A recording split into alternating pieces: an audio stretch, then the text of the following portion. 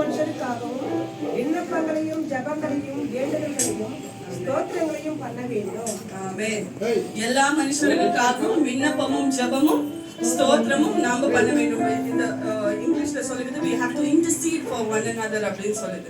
நம்ம எவ்வளோ வாட்டி நம்ம ஆண்டவரே எனக்கு கொடு ஆண்டவரே எனக்கு கொடுன்னா நம்ம ஜெபிக்கிறோமே தவிர என்னைக்கு நம்ம மற்றவங்களுக்காக ஜெபிக்கிறோம் என்று நம்ம யோசிச்சு பார்க்கலாம். இன்னைக்கு நம்ம கூடி வந்திருக்கிற நாள்ல மற்றவங்களுக்காக நம்ம ஜெபித்து கண்ணீரோடு ஜெபித்து அவங்களுடைய துக்கத்தை நம்ம பகிர்ந்து கொண்டு அவங்களுக்கு ஒரு மிரக்கல் வரணும். நம்ம இன்னைக்கு ஜெபிக்க போலாம்.